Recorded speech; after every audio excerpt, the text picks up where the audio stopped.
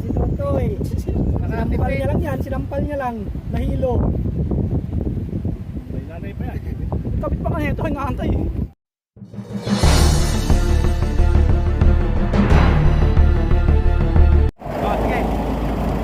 At ayan na po mga kaibigan, nandito po tayo ngayon sa McDonald. Ayan, sa may North Obor. Ayan po yung ating mga kasama. Hinihintay lang po natin yung ating boss, si Sir Yusuf. Ayan, McDonald po tayo. McDonald North Obor. Ayan, ayan po siya. Papunta po kami ngayon ng dagat. Swimming pool.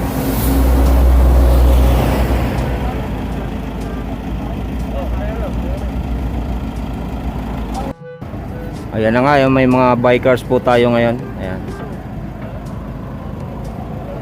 Ayan po yung papunta po sila ng dagat. Siyempre, hinihintay pa natin ang ating mga kasama. So, antabayanan.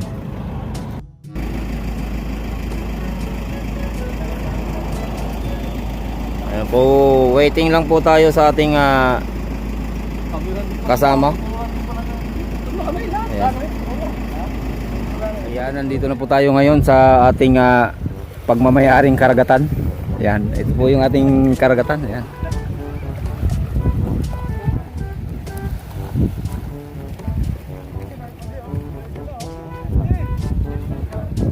Ayan po yung ating mga kasama. Ayan po yung ating mga daladalang pagkain. Ayan.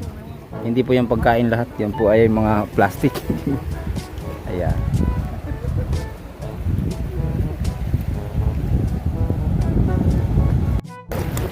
Yan nga pala. Yan, dito po tayo sa ayan, sa dagat. Ayan po yung isang kasama natin. Kung nito ay private abong po doon. Ayan, may mga namimingwit din po. Ayan.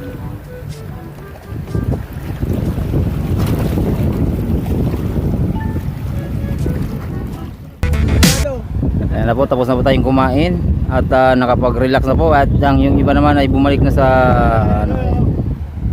yan po, medyo may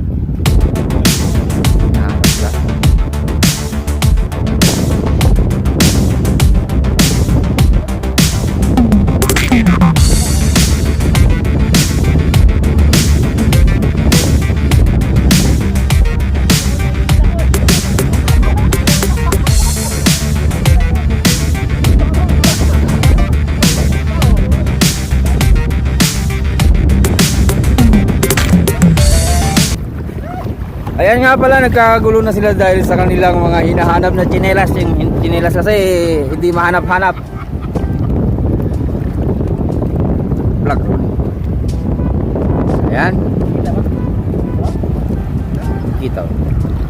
Kung waterproof lang to.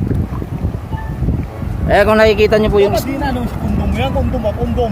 Delikado na ginagawa mo. kung nakikita mo yung isda na yan. Ayan, yan, isda. Sigurado na mati yan. Kung doon kasi hindi tumataan eh. Oo, walang putas eh.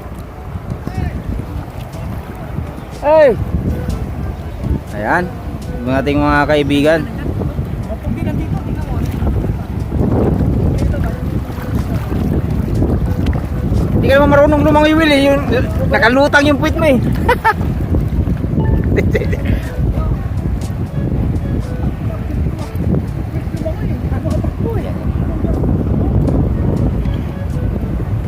Yan po, napakalakas po ng alon dito.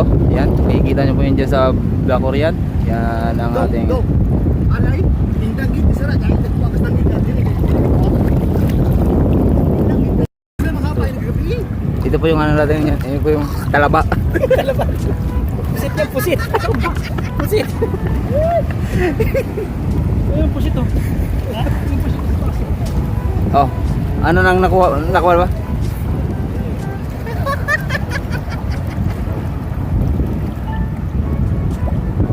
Atras sikat. Tiratas panos. Buti kong water. Nagbuha, danggit, anaras, nagit. Ano?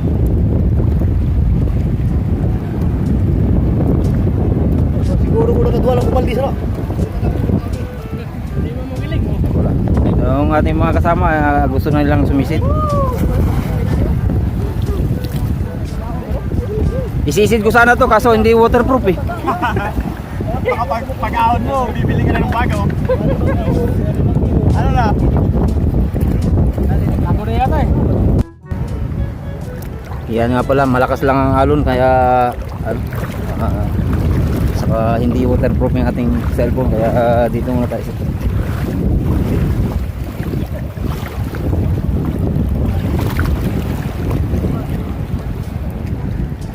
minsan lang po ito nangyayari sa sa isang taon, minsan lang ito nangyayari mga ganitong pangyayari kasi nga busy tayo sa trabaho. Minsan naman na dito tayo nagre-relax sa ating yan, dito po yung hindi po to beach, ano po to yung hindi ko alam mo ano to.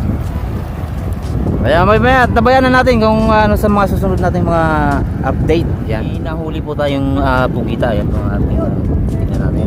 Yan. Sa Dacoron, sa malayong banda ay meron po ano. Lapit mo nga dito eh.